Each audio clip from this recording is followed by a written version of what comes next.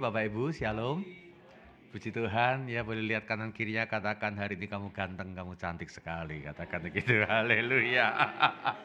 Apalagi yang pasangan suami istri, udah dandan gak dipuji pasangannya ya.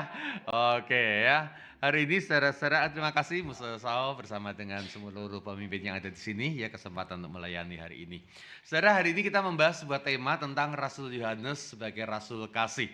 Ya, saya rasa ini dikaitkan secara khusus karena Februari ini bulan kasih sayang ya, bulan penuh dengan cinta ya. Jadi kita membahas tentang Rasul Kasih ya, mengawali seri eksposisi ya Musa ya di berikutnya.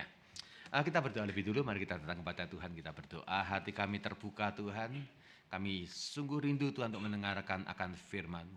Terima kasih untuk kasih-Mu kepada kami. Engkau mengasihi, Engkau sungguh-sungguh mengasihi, Engkau sangat mengasihi kami. Dan kasih-Mu itu Tuhan kami rasakan bukan hanya tatkala Tuhan Yesus Engkau menyelamatkan kami. Namun hari demi hari kami hidup di dalam kasih-Mu dan hanya oleh karena kasih-Mu itu saja. Maka biarlah hari ini kami dihangatkan lagi dengan kasih Allah. Sementara kami merenungkan firman dan kasih itu mengalir keluar dan dirasakan oleh orang-orang di sekeliling kami. Terutama untuk orang-orang Tuhan yang hidup bersama dengan kami. Biar kasih dari surga boleh kami pancarkan dan nyatakan. Saya berdoa memohon di dalam Tuhan Yesus. Amin. Saudara, satu kali seorang pemuda ya mengajak pacarnya lah gitu ya. Ya makan di pantai dalam sebuah romantic dinner yang luar biasa. Dan selesai makan, saudara-saudara diajaklah ke tepian pantai di salah satu pojok di sana.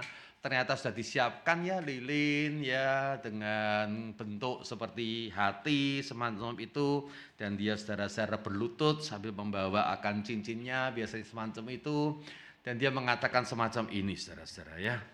Ya ini puisi yang dibuat oleh bukan oleh cowok itu ya, oleh saya lah ya. Ya in my imagination gitu lah ya. Bersamamu 2 tahun ini. Berarti pacaran sudah 2 tahun ya, membuatku menyadari bahwa kebahagiaan terbesarku adalah ketika aku membahagiakanmu. So sweet ya, ya keren apa enggak? Keren ya, kebahagiaan terbesarku adalah ketika aku membahagiakanmu. Engkaulah belahan jiwaku yang terhilang, dan aku tak mau kehilangan untuk kedua kalinya. Maukah engkau menjadi kekasihku? Mantap ya saudara-saudara ya. Aku mencintaimu. Dia keluarkan cincinnya, dia sodorkan kepada pasangannya dan dikatakan, dan aku akan selalu membahagiakanmu. Sebuah saudara-saudara ungkapan hati yang luar biasa, romantis, yang menggambarkan saudara-saudara bagaimana si pria ya bahagia sekali bersama dengan kekasihnya itu. Aku pernah kehilanganmu karena waktu kecil gak kenal. Namun aku menemukanmu. Dan aku tak mau kehilangan kedua kalinya. Katanya gitu ya. Dan marilah, maukah engkau bersama dengan aku. Menurut Anda ini keren apa enggak Bapak Ibu? Keren banget ya. Ya cowok-cowok langsung foto, besok saya buat gitu juga lah. Namun terselip daripada kalimat itu, saudara-saudara, saya pikir ada lebih banyak nada egois sebetulnya daripada nada ingin memberi, bukan? Ya dikatakan di sana saudara-saudara bahwa kebahagiaan terbesarku adalah ketika aku membahagiakanmu. Jadi sementara dia membahagiakan pasangannya, saudara-saudara dia sedang mencari akan sebuah kebahagiaan dalam dirinya sendiri. Ya dikatakan saudara-saudara aku tak mau kehilangan untuk kedua kalinya. Berarti bicara tentang siapa? Dirinya lagi saudara-saudara. Ya aku tak mau kehilangan kebahagiaan itu. Maukah engkau menjadi kekasihmu? Ya aku mencintaimu dan akan selalu membahagiakanmu. Footnote, sementara selama kamu bisa membahagiakan saya. Mungkin kurang lebih semacam itu. Saudara-saudara, kasih yang dinyatakan di tengah-tengah dunia ini memang kasih yang romantis, indah, menyentuh hati. Namanya saudara-saudara penuh dengan bunga-bunga. Namun seringkali terselip saudara-saudara di belakang daripada kata-kata yang indah itu. Sebuah motivasi egois. Jangan gampang GR kalau orang saudara-saudara senyum dengan Anda, siapa tahu ada maunya saudara-saudara. Ya, jangan saudara-saudara Anda merasa luluh hatinya saudara-saudara oleh karena kebaikan seseorang, karena mungkin dia sedang mencari sesuatu di dalam diri Anda. Jadi hari ini saudara-saudara dibandingkan dengan kasih yang ditawarkan oleh dunia, Kita ingin membicarakan mengenai kasih yang sejati, kasih yang dari surga ini. Menurut perspektif daripada rasul kasih itu, yaitu si Rasul Yohanes. Mari kita melihat bagian firman Tuhan dari Yohanes pasalnya yang ke-13 ayat yang ke-33. Yohanes pasal yang ke-13 ayatnya yang ke-33. Akan saya bacakan untuk kita demikian firman Tuhan. Yohanes 13 ayat 33 sampai yang ke-35. Hai anak-anakku, hanya seketika saja lagi aku ada bersama kamu.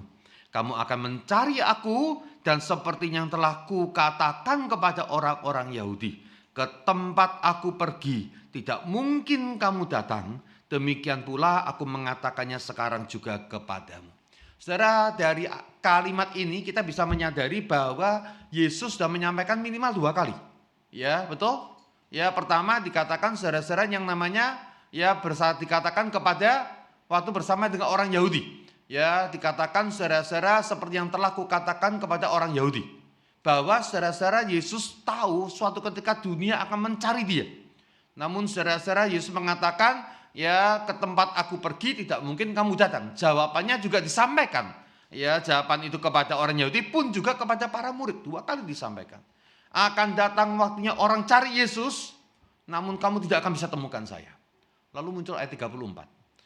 Aku memberikan perintah baru kepada kamu, yaitu supaya kamu saling mengasihi, sama seperti aku telah mengasihi kamu, demikian pula kamu harus saling mengasihi. Apa yang dimaksud perintah baru? Perintah mengasihi sudah muncul bahkan di Perjanjian Lama. Namun sekarang diberikan sebuah standar yang baru. Dikatakan perintah baru itu saudara-saudara bukan pada frase pertama kebaruannya, yaitu saling mengasihi. Namun pada frasa kedua, yaitu sama seperti aku telah mengasihi kamu, demikian pula kamu harus saling mengasihi. Sebuah standar baru kemudian disampaikan oleh Yesus dan dicatat dengan sangat baik oleh Rasul Yohanes. Dilanjutkan dengan demikian, semua orang akan tahu bahwa kamu adalah murid-muridku, yaitu jikalau kamu saling mengasihi. Tanda murid Yesus bukan banyak ke gereja. Tanda Anda murid Yesus bukan kalau Anda banyak berdoa. Berdoa itu penting, salah satu tanda juga sebetulnya. Ya, ke gereja itu penting, harus salah satu tanda juga sebetulnya.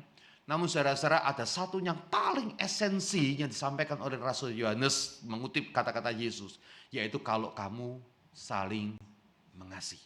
Demikianlah dikatakan semua orang akan tahu. Siapa semua orang itu? Termasuk mereka yang sedang mencari Yesus ini. Semua orang akan tahu bahwa kamu adalah murid-muridku, yaitu jikalau kamu saling mengasihi. Saudara-saudara, kasih semacam apa yang ada di dalam perspektif Rasul Yohanes yang hari ini kita akan pelajari, saudara-saudara. Ada beberapa poin yang akan kita bicarakan hari ini. Kasih itu pertama kali berbicara masalah hubungan. Sama-sama boleh katakan hubungan? Hubungan, saudara-saudara. Ya, ada saudara-saudara orang saudara-saudara bisa mengatakan aku cinta kamu, tapi kalau nggak ada hubungan, kasih tidak bisa diekspresikan dengan baik. Anda tahu anak-anak muda sekarang bisa jatuh cinta sama artis Korea, ya artis dari saudara-saudara mana-mana. Ih cantik banget, hatinya galau-galau sendiri saudara-saudara. Kalau kemudian pujaan hatinya dekat sama cewek lain, aduh saya hancur hati. Apaan sih lo? Lo gak ada hubungan apa-apa gitu loh ya. Ya tapi bisa galau-galau sendiri. Saudara-saudara, ini bukan kasih yang benar. Kasih muncul bisa diekspresikan kalau ada sebuah hubungan, saudara-saudara. Di dalam hubungan itulah kemudian kita bisa mengekspresikan kasih. Jadi sebuah kasih hanya bisa diekspresikan dengan baik kalau ada hubungan, saudara-saudara. Dan saudara-saudara, tidak semua hubungan mencerminkan kasih.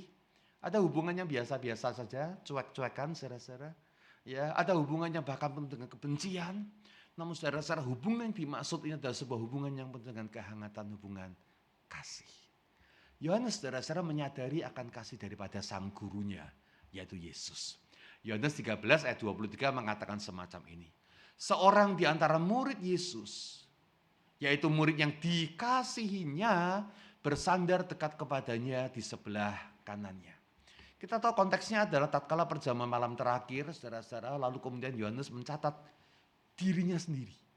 Dia mengatakan semacam ini, saudara-saudara. Seorang di antara murid Yesus, yaitu murid yang dikasihinya. Permisi tanya, Menurut Anda Yesus mengasihi semua murid atau enggak? Mengasihi. Sama enggak kasih Yesus kepada semua muridnya? Sama. Namun dari semua murid yang ada, hanya Yohaneslah yang betul-betul merasakan kasih Yesus kepada dirinya. Saudara, berbeda namanya dikasih dan merasakan kasih. Ada banyak orang hari ini saudara sudah dikasih luar biasa. Anda sudah dikasih Allah, amin. Namun tidak semua orang menyadari bahwa Allah sedang mengasihi dia. Masih saja komplain, masih saja mengeluh, masih merasa Tuhan merasa jauh, padahal Tuhan sudah mengasihi. Dari 12 murid yang ada, Yesus mengasihi mereka dengan sama. Namun kenyataannya hanya satu orang yang betul-betul menyadari bahwa Yesus mengasihi dia. Sampai hari ini saudara-saudara, kita masih menjadi orang yang demikian peka dan bebal terhadap kasih. Banyak suami saudara-saudara mengasihi istrinya dengan cara yang luar biasa. Berkorban di luar rumahnya, banting tulang saudara-saudara, diomel-omeli oleh majikannya, kejar target yang diberikan oleh bosnya. Demikian luar biasa. Lalu kemudian menghidupkan istri dan anaknya. Namun istrinya masih tidak merasa dikasihi. Masih banyak istri saudara-saudara yang merasa tidak dikasihi. Walaupun saudara-saudara suami sudah bekerja luar biasa. Dan terjadi hal yang sama. Ada banyak suami saudara-saudara tidak pernah merasa dikasih oleh istrinya. Sementara istri sudah melayani dengan baik saudara-saudara. Akhirnya sama-sama kekeringan rohani. Betapa hati kita demikian bebal untuk boleh merasakan kasih. Baik dari Tuhan pun juga dari sesama kita. Bahkan dari orang yang paling dekat saudara-saudara. Yohanes berbeda. Dia adalah seorang yang peka, saudara-saudara. Dia bisa melihat bagaimana Yesus mengasihi dia. Dan dia tulis dengan sangat percaya diri. Cenderung GR mungkin kalau kita sebut sekarang, saudara-saudara. Saya loh, murid yang dikasihi. Padahal semua dikasih. Tapi Yohanes berbeda, kan dia merasakan, saudara-saudara. Saudara-saudara, kita perlu belajar seni untuk menerima kasih. Bahasa Indonesia adalah sebuah ungkapan yang paling bagus untuk menyatakan saudara-saudara menerima kasih daripada orang lain. Kalau istri Anda bikinkan nasi goreng kepada suaminya nih, ya Koko, ya apa namanya nasi goreng saya buatkan buat Anda. Kita ngomongnya apa? Terima nasi, terima? Oh bukan terima nasi, terima apa? Terima kasih. Kenapa sebutnya terima kasih? Karena bahasa Indonesia mengajarkan. Jangan lihat nasinya. Lihat bagaimana dia sudah memasak. Atau mungkin dia pergi ke warung saudara-saudara ke restoran sebelah kita untuk kemudian membelikan kita nasi goreng. Ini bukan terima nasi. Terima kasih. Ya istri kalau dapat uang bulanan dari suaminya. Ya bilang apa? Kurang. Kok malah bilang kurang? Bilang apa? Terima? Bukan terima duit. Terima kasih. Terima kasih. Wah ini sama nih pengalaman ya Pak ya, sharing ya. Terima kasih saudara-saudara. Karena kita diajarkan setiap kali kita menerima pelayanan, setiap kali kita menerima saudara-saudara sebuah pemberian, lihatlah yang di belakang yang tidak terlihat itu namanya kasih. Sebabnya mengapa saudara-saudara Yohanes menjadi seorang murid yang luar biasa. Dia menjadi rasul kasih karena dia peka. Ketika menerima, melihat akan saudara-saudara tindakan setiap orang termasuk gurunya. Dia merasa dikasihi. Biar hari ini kita saudara-saudara pertama dibukakan. Untuk kita saudara-saudara memiliki hati yang peka terhadap pemberian kasih. Dari Tuhan pun juga dari sesama kita. Saudara-saudara itu sebabnya mengapa Yohanes kemudian dikatakan dia bersandar dekat kepadanya di sebelah kanannya. Yohanes orangnya agak sedikit manja-manja lah ya. Ya termasuk kepada gurunya Yesus, saudara-saudara. Ia bersandar karena dia tahu saya dikasih. Enggak sungkan, saudara-saudara ya. Maka murid yang dikasih Yesus, Yohanes pasal yang ke-21. Maka murid yang dikasih Yesus itu berkata kepada Petrus, itu kisahnya ketika saudara-saudara Yesus sudah naik ke surga, sudah bangkit. Memang saudara-saudara tubuhnya sudah memakai tubuh kemuliaan sedemikian rupa sehingga banyak orang salah mengenali. Udah jalan panjang saudara-saudara ke Emmaus pun saudara-saudara mereka masih nggak kenal Yesus, betul? Jadi satu kali saudara-saudara para rasul di Danau Tiberias itu saudara-saudara kembali mereka menebar jala untuk menangkap ikan nggak dapat. Lalu seseorang berteriak dari pinggir pantai, ya tebarkan jalamu, tebarkan dapat ikan banyak. Mereka sibuk dengan ikannya. Beberapa orang mulai lihat siapakah orang yang teriak itu. Dan satu orang yang langsung mengenali adalah Yohanes. Dia berkata, itu Tuhan. Saudara, pengenalan kita, saudara-saudara, hubungan kita, saudara-saudara, akan membuat kita lebih kenal dengan orang, saudara-saudara, yang kita kasihi itu. Hubungan yang menentukan, membuat jadi lebih kenal. Ya, Anda pernah dengar, saudara-saudara, orang kalau ngobrol pacaran, kalau pacaran lagi ngobrol biasanya bicaranya pelan-pelan atau keras-keras. Makan ini, gitu apa enggak? Ya kagak lah ya. Makan sayang, ngomongnya lembut ya. Aduh. Ya lembut-lembut aja. Bahkan gak usah ngomong saudara-saudara ya. Langsung saudara-saudara kasih kedipan mata, seneng saudara-saudara. Kenapa? Kalau hubungan itu dekat, ya kita bicara lembut aja didengar. Mengerti maksud saya? Tapi kalau orang marah-marahan, bicaranya lembut atau keras? Kenapa keras? Karena dia tahu bicara keras aja belum tentu didengar. Apalagi kalau lembut. Orang saudara-saudara kalau yang namanya marah-marahan, dia nggak bisa bicara lembut. Kenapa? Dia tahu kalau saya bicara lembut nggak didengar. Dia naikin volumenya, dia teriak, masih nggak didengar juga. Dia gebrak meja supaya didengar, masih nggak didengar juga. Kenapa? Nggak ada hubungan. Saudara-saudara, kalau orang punya hubungan yang dekat, dia kenal isi hatinya. Bahkan bicara lembut aja langsung paham. Ya, siapa suami istri yang sering konslet? Ya, ya, saudara-saudara ya. Iya, kadang banyak gitu tuh, suaminya buka cek, istrinya buka cok, malah cekcok mereka, saudara-saudara ya. Karena ini, saudara-saudara, gak punya hubungan. Kalau hubungannya ada, saudara-saudara ya, dia bisa gampang nyambung. Dia kenal. Dari jauh, di subuh yang buta itu, Yohanes langsung lihat, ini posturnya saya tidak mungkin salah.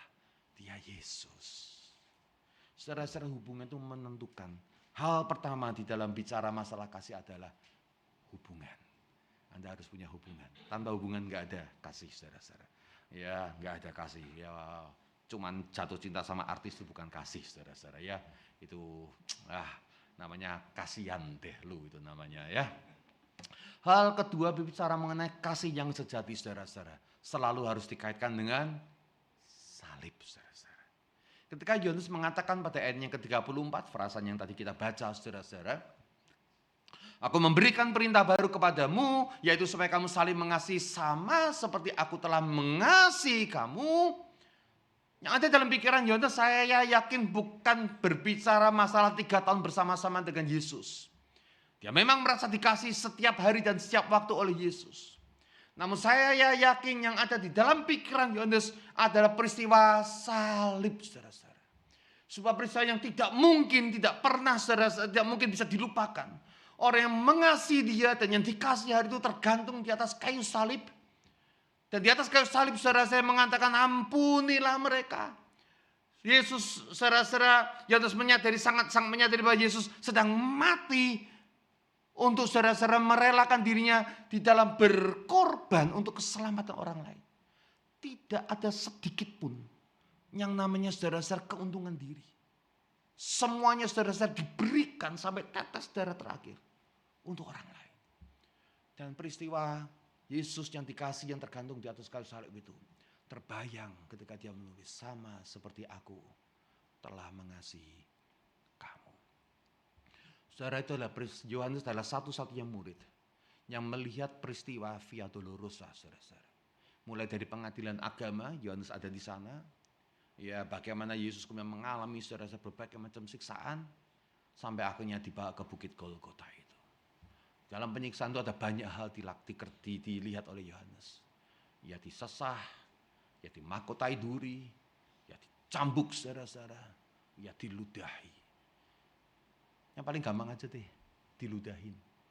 Anda pernah tahu rasanya diludahin? Mau tahu rasanya? Mari sini saya coba. Bahasa-bahasa enak gitu mungkin ya. Yang mau mari sini kita coba, saudara-saudara. Tahu masa diludahin? Saudara-saudara, kita ini ketemu orang yang kita kesel, nggak usah ngeludah ke muka kita. Ngeludah ke tanah aja, lihat langsung ngeludah. Sakit, saudara-saudara. Penghinaan. Ya, kita merasa saudara-saudara dilecehkan. Kita merasa dilemparin kotoran saudara-saudara atas reputasi kita. Namun Yohanes saudara-saudara melihat Yesus. Dia diludahi minimal 3 kali loh. Di setiap saudara-saudara peristiwa, ludah serdadu yang bau itu saudara-saudara nempel ke mukanya Yesus. Tidak ada saudara-saudara yang namanya marah, tersinggung. Dia rela karena ada satu tujuan. Saya siap bahkan mati untuk menyelamatkan manusia. Itu yang dilihat Yesus, yang dilihat oleh Yohanes. Dan itu yang membuat dia mengatakan, ya ampun, kalau mengasihi harus seperti Yesus, sama seperti aku telah mengasihi kamu. Dikatakan saudara-saudara pada surat yang lain, saudara-saudara 1 Yohanes 3. Demikianlah kita ketahui kasih Kristus, yaitu bahwa ia telah menyerahkan nyawanya. Indah ya. Yohanes 3 ayat yang ke-16 mengatakan kasih Allah. Ya, karena begitu besar kasih Allah akan dunia ini. Dan 1 Yohanes pasal yang ketiga ayat yang ke-16, saudara-saudara, ya kebetulan sekali 3 ayat 16 juga. Yang mengatakan bukan cuma kasih Allah yang seolah-olah kita bisa berpikir berarti Tuhan Yesus terpaksa, namun saudara-saudara ditimpali dengan 1 Yohanes 3:16 ternyata rela Kristus. Demikianlah kita ketahui kasih Kristus, yaitu bahwa ia telah menyerahkan nyawanya untuk kita. Dan itu membuat Yohanes berubah, saudara-saudara. Saya mau beritahu ya, kadang-kadang kita berpikir Rasul Petrus adalah orang yang paling kasar, saudara-saudara, yang paling sembarangan. Saya mau kenalkan Yohanes muda, sebelum dia saudara-saudara dijamah oleh salib itu. Markus pasal yang pertama saudara-saudara menjelaskan semacam ini. Dan Yesus segera memanggil mereka, lalu mereka meninggalkan ayah mereka Zebedeus di dalam perahu bersama-sama orang upahannya, lalu mengikuti dia. Yohanes dan Yakobus memang nelayan, tapi mereka dari keluarga nelayan yang sedikit lebih elit lah. Mengapa saudara-saudara? Karena bapaknya punya orang-orang upahan. Kita bisa bayangkan saudara-saudara, bapak Zebedeus mungkin punya banyak perahu, lalu dirental, ya ada rental perahu saudara-saudara ya. Sekarang rentalnya jadi motor, ya jadi motor online saudara-saudara. Ada rental perahu dan kemudian diberikan kepada orang-orang upahan. Atau sebuah perahu yang cukup besar, ya, atau kapalnya agak kecil saudara-saudara yang membutuhkan banyak orang bekerja di sana. Ya beda sama Petrus yang punya perahu sendiri, dikerjakan sendiri. Namun Yohanes punya ayah saudara-saudara, bapak Zebedeus ini orang yang cukup berada. Kita sebut orang kaya kampung deh. Di desa Galilea dia termasuk orang kaya, saudara.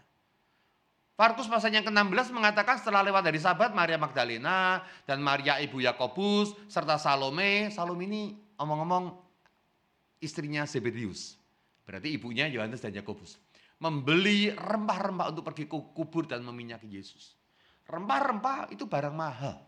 Anda ingat saudara-saudara waktu Yesus lahir, ya para Majus membawa rempah-rempah, ya Frankenstein itu apa namanya? Mur, saudara-saudara, karena memang itu barang berharga.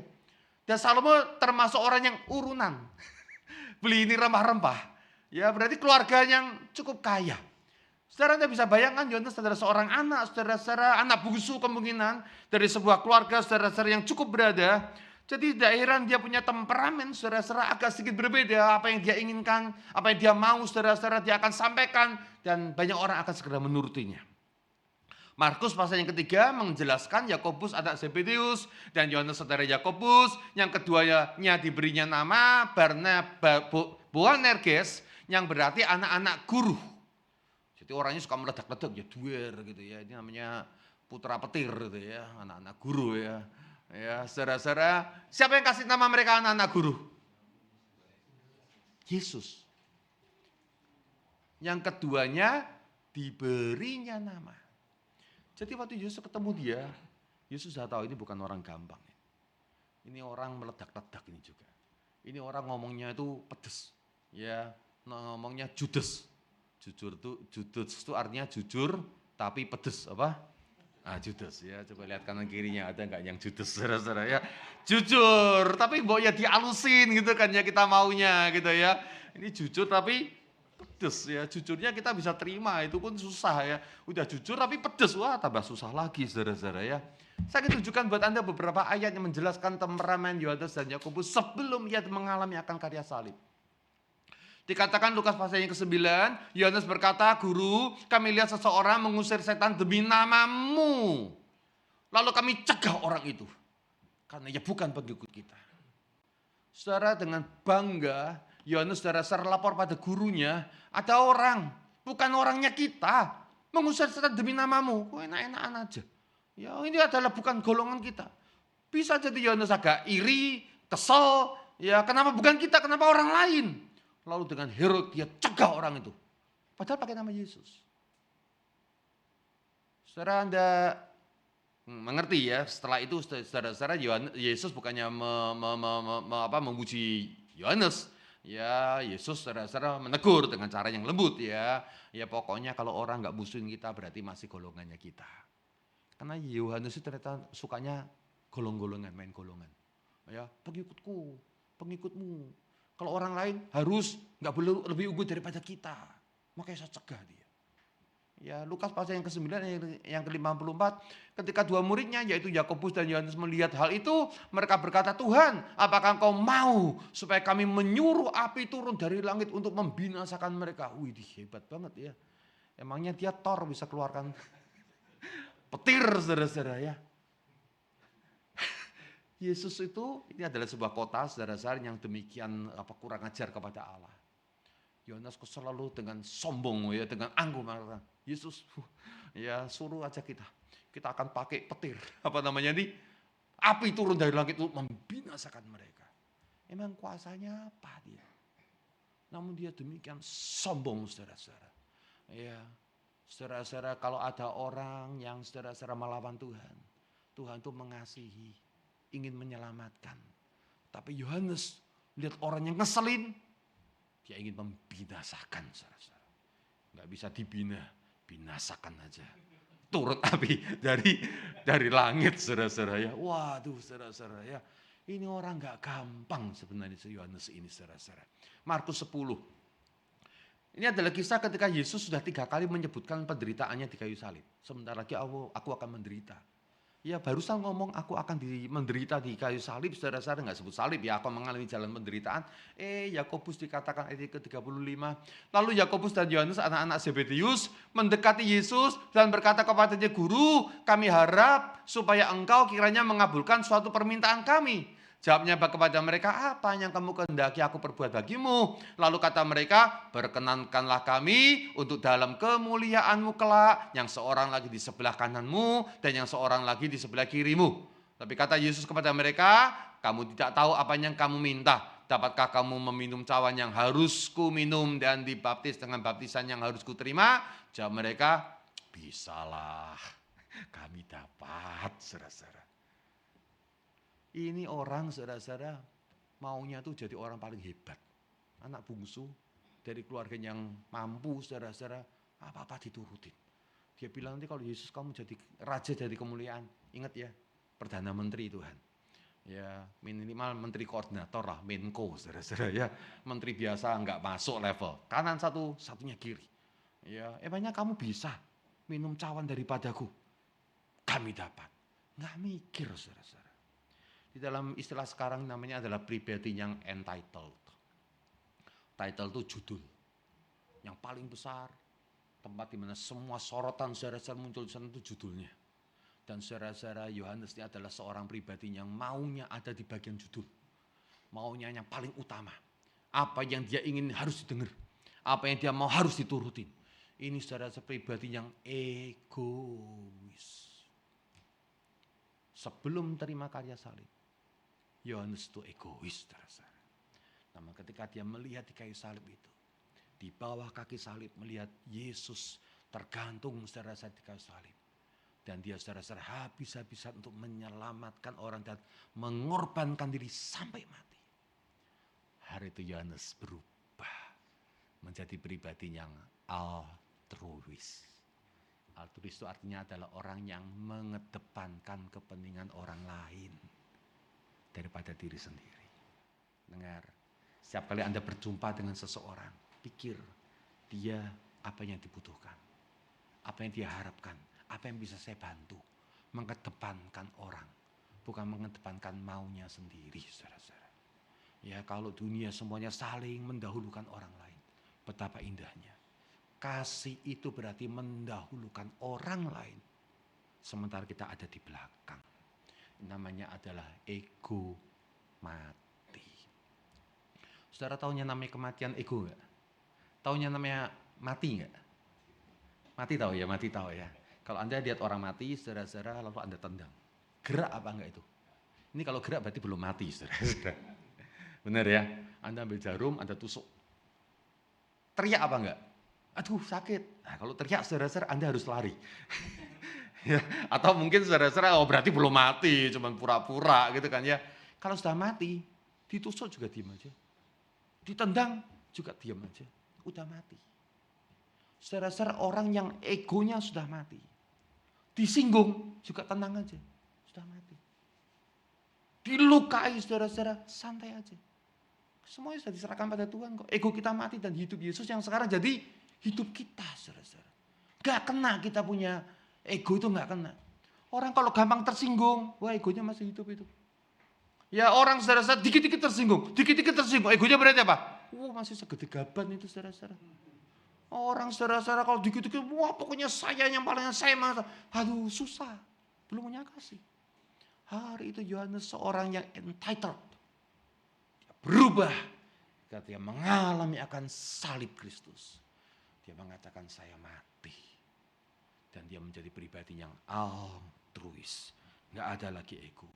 Saudara-saudara semuanya untuk Tuhan. Yang pertama adalah hubungan. Yang kedua saudara-saudara adalah yang namanya saudara-saudara salib. Yang ketiga namanya adalah Allah.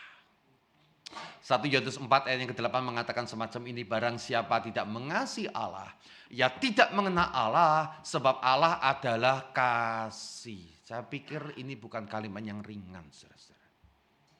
Ya, tidak mengasihi berarti tidak mengenal Allah. Anda merasa mengenal Allah atau enggak? Yohanes membuat sebuah standar, sebuah cara mengukur, saudara-saudara. Orang yang mengenal Allah, betul-betul kenal Allah, pasti bisa mengasihi. Orang kalau tidak bisa mengasihi berarti belum kenal Allah. Saudara, kalau kita mengasihi orang yang mengasihi kita, gampang atau enggak? Orang dunia juga bisa. Enggak perlu kenal Allah, saudara-saudara. Enggak perlu yang namanya jadi Kristen, saudara-saudara. Mengasihi orang yang mengasihi kita tuh gampang. Jadi tanda saudara-saudara yang dimasuk dari 1 Yohanes pasal yang keempat, bukannya mengasihi orang yang mengasihi kita. Saya yakin saudara-saudara konteksnya atau maksud daripada Yohanes adalah, bisakah engkau mengasihi orang yang membenci kamu, orang yang menjengkelkan kamu, orang yang membuat kamu merasa terluka, kamu tetap harus mengasihi. Kalau kamu bisa mengasihi, baru kamu mengenal Allah.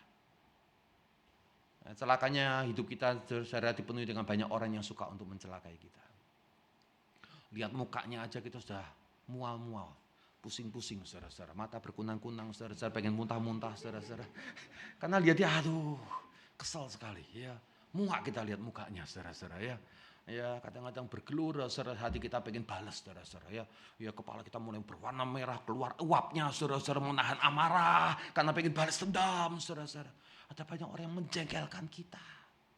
Justru pada orang macam itu saudara-saudara, Yohanes berkata, barang siapa tidak mengasihi, tidak kenal Allah. Kalau engkau kenal Allah, karena Allah adalah kasih, kata Yohanes, saudara-saudara. Kalau engkau betul-betul mengerti Allah, mengenal dengan sangat baik, maka engkau bisa mengasihi. Jelas ini bukan kasih manusiawi. Daging kita lemah. Gak mungkin kita saudara-saudara bisa terima saudara-saudara ketika orang melukai hati kita. Kita jaga hati kita dengan baik supaya jangan sampai terluka. Namun kalau ada orang melukai kita dan kita tetap bisa mengasihi, halo. Itulah tandanya engkau mengenal Allah.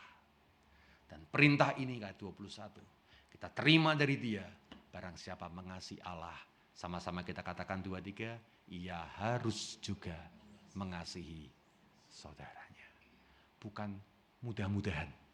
Tapi harus. Ya harus juga mengasihi saudaranya. Jadi kita punya 3 saudara-saudara. Mungkin beberapa orang mulai menebak-nebak, ya ini kira-kira akronim atau bukan. Ya betul, akronim saudara-saudara. Ya, ini adalah akronim dari kasih. Kita sudah membahas mengenai hubungan, kita sudah membahas mengenai salib, kita sudah membahas mengenai Allah. Tinggal 2 lagi saudara-saudara ya. Bilang kanan kirinya bentar lagi sudah selesai, bilang gitu. Ya nggak tahu ya, 2 poinnya masih setengah jam ya. Ya Bapak Ibu adalah implementasi ya. Implementasi itu bahasa sulitnya adalah penerapan ya, menerapkan atau penerapan kasih. Kasih itu harus diterapkan. Nggak bisa cuma diomong saudara-saudara. Nah saya sempat menyelidikin saudara-saudara apakah Rasul Yohanes betul-betul seseorang saudara-saudara yang menerapkan akan kasih. Dan ternyata memang benar. Ada catatan-catatan saudara-saudara dari yang namanya bapak-bapak gereja yang menjelaskan bahwa Rasul Yohanes memang adalah rasul yang penuh dengan kasih. Ya, Eusebius saudara-saudara mengatakan Yohanes murid yang dikasihi Tuhan, menekankan kasih sebagai inti dari seluruh, kata kuncinya kehidupan. Jadi kekristenan ditentukan dari kehidupan yang memancarkan kasih. Dan ketika Eusebius saudara-saudara mendengar tentang kehidupan Yohanes, dia simpulkan satu saja. Di dalam saudara-saudara akan tulisannya, Rasul Yohanes adalah orang yang memiliki kasih di dalam kehidupannya. Jerome saudara-saudara di dalam tulisannya, tafsiran atas surat Galatia, saudara-saudara, ada satu bagian yang mengatakan semacam ini, diceritakan tentang Yohanes yang terberkati, maksudnya Rasul Yohanes, penginjil itu, maksudnya yang menulis Injil Yohanes, bahwa ketika ia sudah sangat tua dan tinggal di Efesus dan tidak lagi dapat berjalan, ya melainkan harus dibawa oleh murid-muridnya, ditandu maksudnya, ya ke pertemuan jemaat selain ini, ya anak-anakku, ya kasihlah seorang akan yang lain. Ya, dia sudah sangat tua, umurnya saudara-saudara dia meninggal di atas umur 90 tahun. Dia sangat tua. Ya, kita bersyukur saudara-saudara kalau ada hamba-hamba Tuhan yang masih dalam masa tua masih dipakai Tuhan. Ya, Pendeta Stephen Tong saudara-saudara sudah sangat tua namun dia masih bisa melayani dengan luar biasa. Kadang-kadang bisa berdiri, kadang-kadang pakai kursi roda. Zaman itu nggak ada kursi roda saudara-saudara. Adanya cuma tandu. Jadi Rasul Yohanes ditandu kalau datang ke pertemuan jemaat atau ke ibadah semacam ini. Lalu dia khotbah. Saudara-saudara dicatat oleh Jerome saudara-saudara. Kalau dia khotbah di pertemuan jemaat, kata-katanya sudah nggak banyak. Tapi satu aja yang dikatakan, anak-anakku kasihilah seorang akan yang lain. Saudara, semakin kita menjadi makin tua, kemampuan berpikir kita makin terbatas, saudara-saudara. Biasanya yang kita munculkan adalah apa yang betul-betul tertanam di dalam pikiran kita, di bawah sadarnya kita gitulah. Orang kalau biasanya nyinyir, ya makin tua makin nyinyir, yang lainnya jadi lupa, saudara-saudara. Memang. Ya kita tuh makin terbatas, makanya mumpung masih muda banyak bersyukur. Ya, ya kalau sudah tua udah gak bisa banyak diubah-ubah lagi itu. Rasul Yohanes, saudara-saudara ketika saudara-saudara dia menjadi tua, yang dia muncul cuma satu, anak-anakku, ya kasihlah seorang akan yang lain. Karena memang yang ada di dalam bawah sadar itu cuma satu hal, kasih. Jadi tepat dia disebut Rasul kasih, karena betul-betul dari hatinya saudara-saudara. Dia cuma punya satu hal saja, mengasihi. Ya, Yohanes punya murid namanya Polikarpus. Polikarpus punya murid namanya Irenaeus. Jadi Irenaeus adalah cucu muridnya daripada Rasul Yohanes. Dia juga menulis Yohanes murid Tuhan yang bersandar di dadanya mengajarkan kasih sebagai tanda hidup dalam kebenaran. Kehidupan lagi saudara-saudara. Ya. Dan memang Yohanes adalah seorang rasul saudara-saudara yang sampai masa tuanya dia memiliki kasih yang gigih untuk menjangkau orang lain. Setelah saudara-saudara dia dibebaskan dari pengasingan di Pulau Patmos, ya dia kembali ke Efesus, saudara-saudara. Waktu dia kembali ke Efesus, dia berjumpa dengan seorang anak muda, saudara-saudara yang hidupnya nggak karuan. Lalu dia datangin anak muda ini, saudara-saudara, dan dia ajak dia untuk mengenal akan Tuhan. Anak muda itu kemudian mau, dan kemudian saudara-saudara diajak oleh Yohanes, dan karena Yohanes ada banyak pelayanan yang lainnya, dia titipkan Yohanes anak muda ini kepada seorang uskup saudara-saudara yang ada di Efesus, pendeta kota gitulah ya, yang ada di Efesus.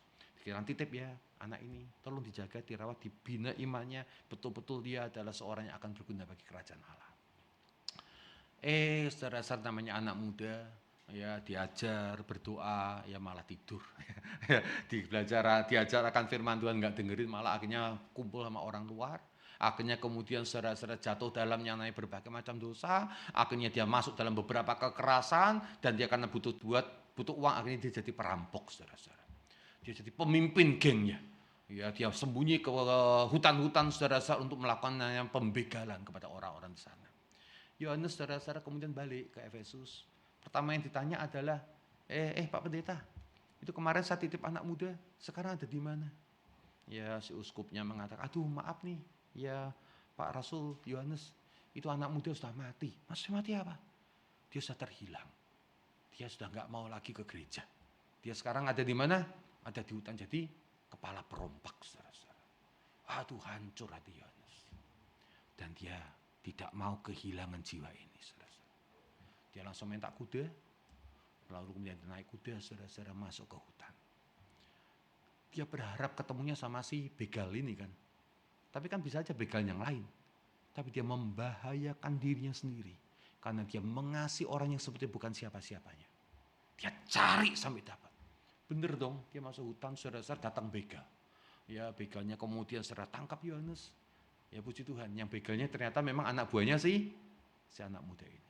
Begitu dihadapkan ke kepala perampak itu, saudara-saudara. Anak muda itu melihat Yohanes. Hatinya hancur. Anak muda itu, saudara-saudara, tahu ada bapak rohaninya yang mengasihi dia dan mencari dia. Dia gak punya muka untuk ketemu, dia langsung lari.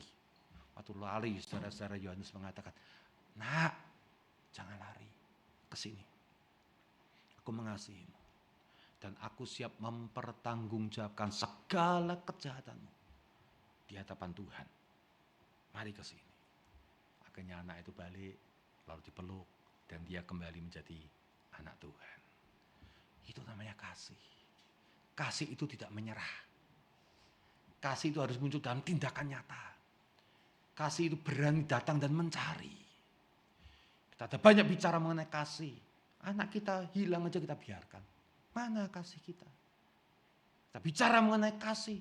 Tetangga kita nggak kenal Tuhan, kita biarkan. Orang tua kita terhilang, kita biarkan. Saudara-saudara, Yohanes kalau dia mengatakan aku mengasihi, itu berarti adalah sebuah tindakan nyata. Dia pergi, dia cari, walaupun itu membahayakan dirinya sendiri. 1 Yohanes pasal yang kedua mencatat semacam ini. Barang siapa mengasihi saudaranya, ia tetap berada di dalam terang, dan di dalam dia tidak ada penyesatan. Ya, penyesatan itu dalam bahasa aslinya lebih dekat dengan istilah tidak ada jegal menjegal. Anda pernah dijegal orang? Dijegal itu dari dekat atau dari jauh? Orang yang dekat dengan kita kadang-kadang jegal kita, saudara-saudara. Orang dekat kita adalah orang yang menusuk kita dari belakang. Kok jauh nggak bisa ditusuk? Ditembak bisa ya. Kalau dekat ya ditusuk, saudara-saudara. Ya, kalau kita masih melakukan tindakan jegal menjegal, nggak ada kasih. Dan karena itu dikatakan saudara-saudara yang jegal menjegal ini, barang siapa membenci saudaranya, ia berada di dalam kegelapan dan hidup dalam kegelapan, ia tidak tahu kemana ia pergi, tapi karena kegelapan telah membutakan matanya. Matanya buta. Makanya dia menikam akan namanya saudaranya sendiri. Mulutnya berkata kasih, namun kakinya menyilang untuk membuat dia jatuh. Saudara-saudara, kasih ingin membangun, kasih tidak menjatuhkan, tindakan nyata. Anak-anakku, marilah kita mengasihi bukan dengan perkataan atau dengan lidah. Karena bicara itu beberapa orang sulit, saya tahu ya. Orang yang sudah tua biasanya saudara-saudara ngomong I love you itu berat banget ya. Tapi seberat-beratnya berkata, lebih berat untuk bertindak. Tapi dengan perbuatan. Katakan sama-sama dengan perbuatan. Mari mengasihi dengan perbuatan. Berikan tindakan langsung dan dalam kebenaran. Kita masuk saudara-saudara pada poin kita terakhir, yaitu kebenaran, saudara-saudara. Kasih. Ya, kita punya 5 hal, saudara-saudara. K-nya kebenaran, A-nya adalah Allah, ya, S-nya adalah salib, ya, I-nya adalah implementasi atau penerapan, H-nya adalah hubungan. Kita bicara tentang kebenaran. 2 Yohanes 16 mengatakan, dan inilah kasih itu, yaitu bahwa kita hidup menuruti perintah-perintahnya. Jadi kasih berarti ikut firman. Dan inilah perintah itu, yaitu bahwa kamu harus hidup di dalam kasih. Lu kok muter-muter ini? Ya kasih berarti apa? Lakukan firman. Lakukan firman berarti apa? Kasih. Berarti kebenaran dan kasih adalah dua sisi yang tidak bisa dipisahkan. Nah, banyak orang saudara-saudara memisahkan antara kasih dan kebenaran. Beberapa orang mengasihi dan karena kasih akhirnya toleransi dengan kebenaran. Ya nggak apa-apa lah, tutup mata lah, salah-salah dikit. Ya kan saya mengasihi kamu. Beberapa orang yang lain atas nama kebenaran membuang kasih. Demi kebenaran saya lakukan banyak hal untuk menghabisi hidupmu. Saudara-saudara, kasih dan kebenaran tidak boleh dipisahkan. Kasih dan kebenaran tidak boleh dipertentangkan. Kasih dan kebenaran harus sejalan. Ya ada banyak tuh ya, kakek-kakek, nenek-nenek biasa kalau sama cucunya gitu ya. Banyak kasih, lupakan kebenaran. Jangan nggak apa-apa lah, masih kecil. Padahal kita tahu dia salah, saudara-saudara ya. Ya ke sisi lain ya banyak coworkers, wah kerja ya. Ya tegur, tapi tidak ada kasih, saudara-saudara. Kasih dan kebenaran itu harus berjalan bersama. Jadi gimana musuh David caranya untuk mendamaikan atau membuat duanya berjalan bersama-sama? Saya buat tulisan semacam ini, saudara-saudara. Di dalam kebenaran. Kalau saudara-saudara di dalam kebenaran, kasih itu hangat. Kasih itu memeluk. Ya, kalau anak kita baik, benar, kita berikan kehangatan, kita peluk. Tapi di luar kebenaran, kasih itu mengoreksi.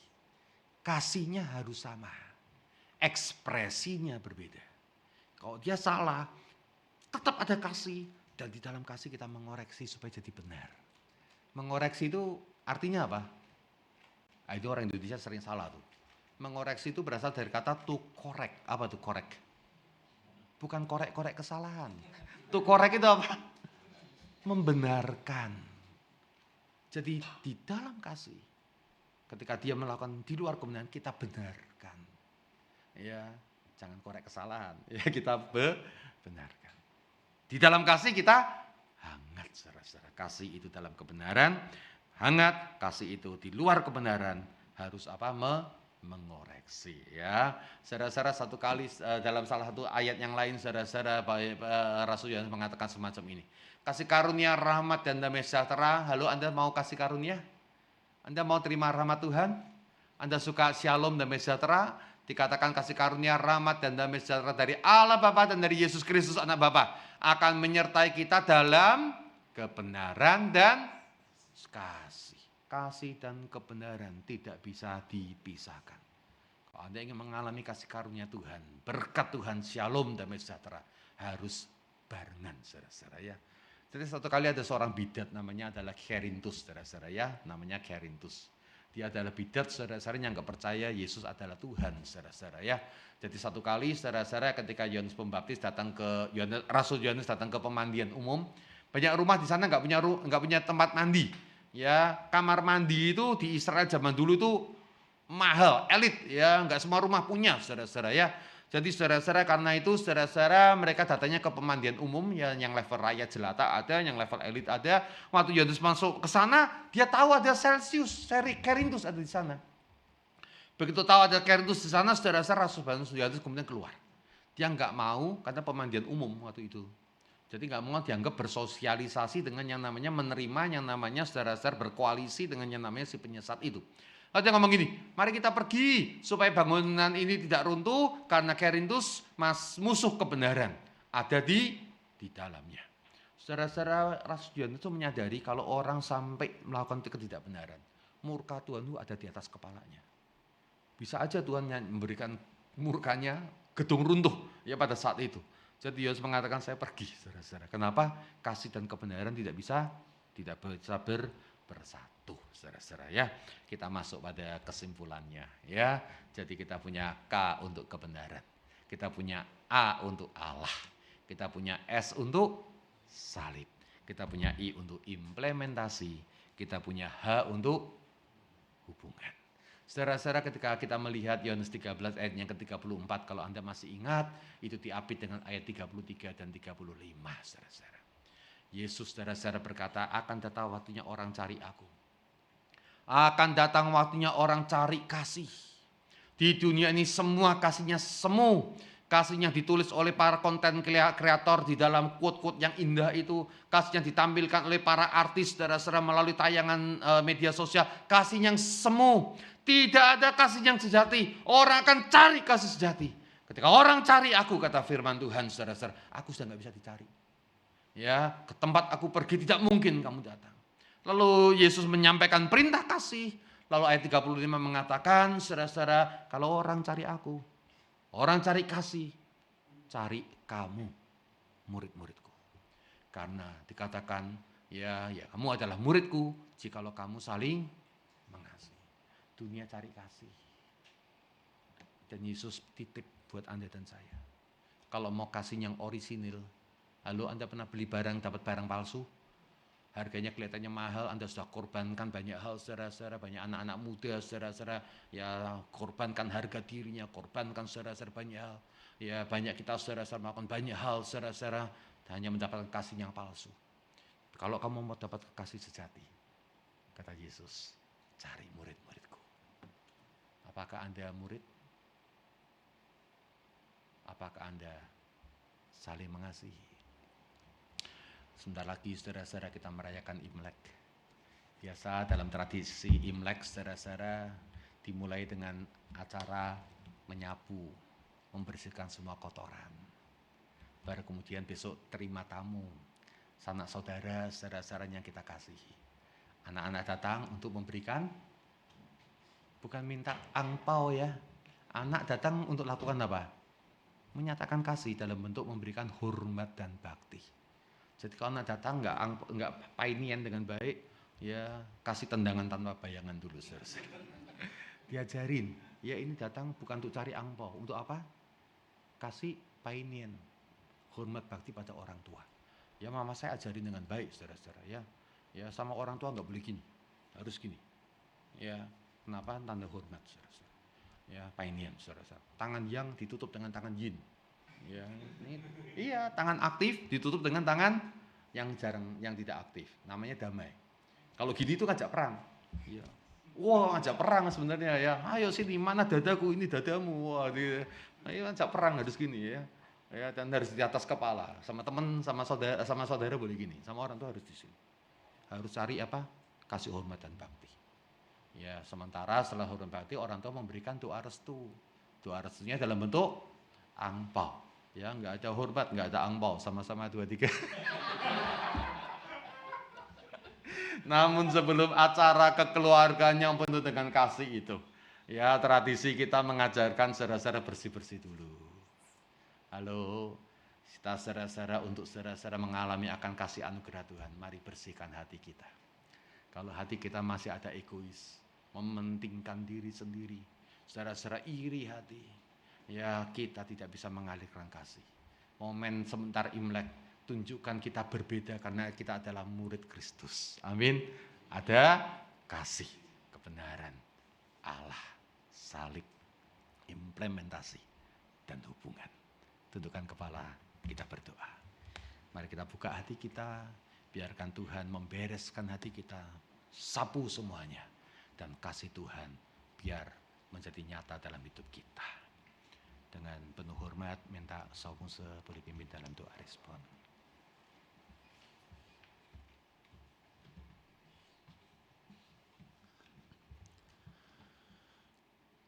Kami mengucap syukur dan terima kasih kepadamu Tuhan. Engkau sudah mengutus hamba-Mu di tengah-tengah kami, dan kami boleh diingatkan bagaimana ya Tuhan Engkau sudah berfirman kepada kami bahwa kami adalah murid-murid Engkau yang harus saling mengasihi satu dengan yang lain. Lewat pemaparan seorang murid yang dikasihi oleh Engkau dan merasakan kasih itu oleh karena Yohanes, yaitu Rasul Yohanes adalah orang yang sangat dekat dengan Tuhan sampai dia dapat menyandarkan kepalanya di dada Tuhan Yesus. Sampai dia bisa mendengar detak jantung dari Tuhan Yesus. Tuhan, sungguh ini menjadi satu tantangan bagi kami. Oleh karena ya Tuhan tidak mudah untuk mengasihi. mengasihi kepada orang yang mengasihi kepada kami sangat mudah dan itu dapat dilakukan oleh orang dunia. Tetapi ya Tuhan, mengasihi kepada orang yang membenci kami, kepada orang yang nyebelin kami, kepada orang yang tidak sehati, atau juga ya Tuhan tidak sependapat, yang barangkali ya Tuhan bisa ngeselin di dalam kehidupan kami. Tetapi ya Tuhan, kepada orang-orang yang seperti ini, Engkau beri perintah kepada kami, harus hidup saling mengasihi.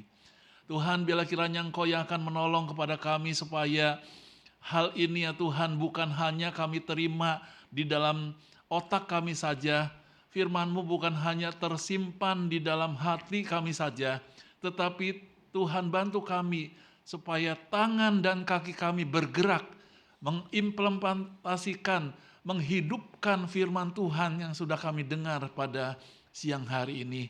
Bila kiranya Tuhan menolong, Tuhan menyertai, sehingga ya Tuhan kalau kami hidup saling mengasihi, orang lain tahu bahwa kami adalah murid-murid Engkau.